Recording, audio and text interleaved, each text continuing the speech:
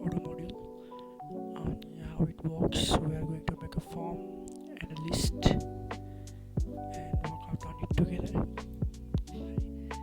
अनि त्यसमा जानुभन्दा पहिला चाहिँ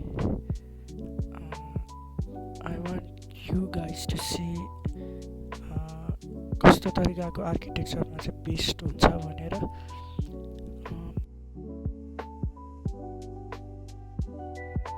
अब स्क्याफोल्ड गरौँ, फाइल स्ट्रक्चर बनिहाल्छ। स्क्याफोल्ड गरेपछि अघि हामीले हेरेको वाले फाइल स्ट्रक्चरमा बनिसकेको छ यो। अब यसमा सुरुमा जाउँ मोडल्समा। मोडलमा मेरो नयाँ मोडल है, मोडलको नाम मैले अब चाहिँ ओडोबाट इम्पोर्ट गरौँ मोडल्स र फिल्ड्स हामी युज गरिहाल्छौँ। मोडल्समा हामी पहिला सुरुमा मोडल बनाउँ, स्टुडेन्ट नाम दिएर मोडल्स डट मोडल भइहाल्यो। त्यसपछि आउँछ हाम्रो नेम र डिस्क्रिप्सन भन्ने फिल्ड। नेममा चाहिँ हाम्रो टेबलको नाम बन्छ, जस्तो अहिलेलाई मैले राखेँ स्टुडेन्ट डट रेकर्ड भनेर।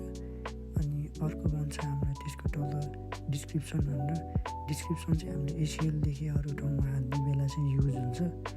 अनि अहिलेलाई राखौँ एउटा डिस्क्रिप्सन भनेर हामी एउटा राखौँ अहिलेको लागि चाहिँ।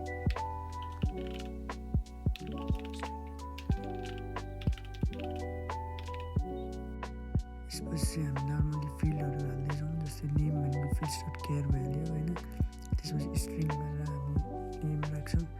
जस्तो अब यहाँनिर नेम राख्नुको रिजन पनि छ है। जस्तो मैले अहिले फुल नेम भनेर राखेँ नि। फुल नेम भने चाहिँ यो चाहिँ हाम्रो कहाँनिर झल्किन्छ भने चाहिँ भ्युजमा आउँछ। जस्तै मैले एज राखेँ, फिल्ड डट एज छ, अब इन्टिजर भइहाल्यो है। स्ट्रिङ कस्तो मैले इन्टिजर राख्छु। त्यसपछि अर्को राखिदिउँ, एउटा कोर्स राखिदिउँ अहिलेको लागि है, धेरै लामो नबनाउँ। अहिलेको लागि मैले कोर्स राखेँ फिल्ड्स डट क्यारेक्टरमा है। यसरी मैले राखिदिइसकेको छु। स्ट्रिङ भनेर मैले कोर्स भनेर राखिदिइसकेको छु। यसरी चाहिँ अब यो चाहिँ हाम्रो टक्क लगाएर मोडल बन्छ। यो चाहिँ हाम्रो यहाँ चाहिँ हाम्रो एसिएनमा प्रब्लम आइसकेको छ है। यहाँ चाहिँ हामीले अघि नै राखेको नेम जुन चाहिँ थियो नि टेबलको नाम मोडलमा, त्यो चाहिँ राख्नुपर्ने। यहाँनिर मोडल ब्लग भनेर जुन चाहिँ हाम्रो मोडलको नाम रहेछ, अब यसलाई हामी फेरेर हामी टेबलको नाम राख्छौँ। अब यति भएपछि हामी एउटा एक्सएमएल बनाउँ भ्युजको लागि। अहिले मैले बनाएँ blog underscore views dot XML भनेर नाम दिएर।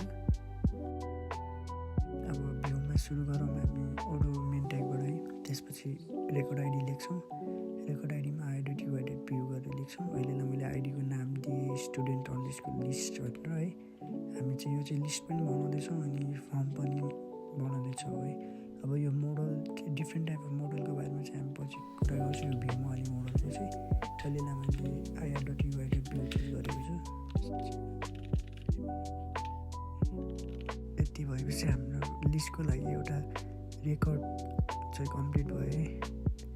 त्यसपछि हामी यसलाई नै कपी पेस्ट गरेर तल राखिदिउँ। अब हामी फर्मको लागि बनाउँ है। सेम नै हुन्छ सबै कुरा, हल्का मात्रै फरक हुन्छ। जस्तै माथि लिस्ट थियो भने तल फर्म राखिदिउँ। अब स्टुडेन्ट डट फर्म बनाइदिउँ, तलपट्टि लिस्टको ठाउँमा फर्म राखिदिउँ। यति भएपछि दुवैको लागि रेकर्ड बनि नै हाल्यो। त्यसपछि यो लिस्ट र हाम्रो फर्म जुन हामीले बनायौँ त्यसलाई हामीले चलाउनको लागि चाहिँ एउटा एक्सन पनि बनाउनु मिल्छ। अनि त्यही एक्सनको आइडी चाहिँ युज गरेर हामीले डिफ्रेन्ट ठाउँमा यसलाई हाल्न पनि मिल्छ। अहिलेको लागि मैले राखेँ एक्सन स्टुडेन्ट रेकर्ड भनेर। यसरी हामी एउटा एक्सन बनाउँछौँ। यसमा चाहिँ मोडल चाहिँ यसमा आइआर एक्ट विन्डो भन्ने हुन्छ है। त्यो चाहिँ अब मोडलको चाहिँ पछि नै कुरा गरौँला है, अर्को भिडियोमा राम्ररी।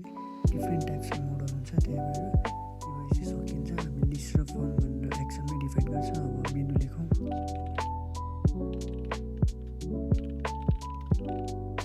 अब मेनुमा चाहिँ माथिपट्टि रुट भनेर हामी प्यारेन्ट डिफाइन गर्छौँ, तलपट्टि चाहिँ हामी चाइल्ड डिफाइन गर्छौँ है। अनि हाम्रो जुन एक्सनमा चाहिँ हामी अब माथिको जुन चाहिँ एक्सन थियो त्यो एक्सन स्टुडेन्ट रेकर्ड भनेर त्यसलाई नै राख्छौँ है। एक्सन गर्नको यसरी चाहिँ हाम्रो कम्प्लिट हुन्छ भ्यू।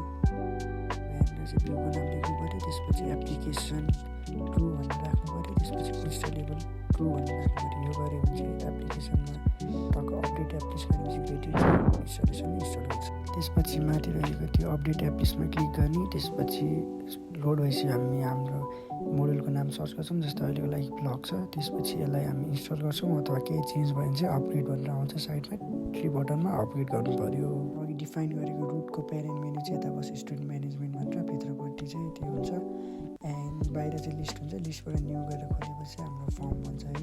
यसै गरी हाम्रो एउटा मोडल चाहिँ टक्क लगाएर कम्प्लिट भइसकेको छ है।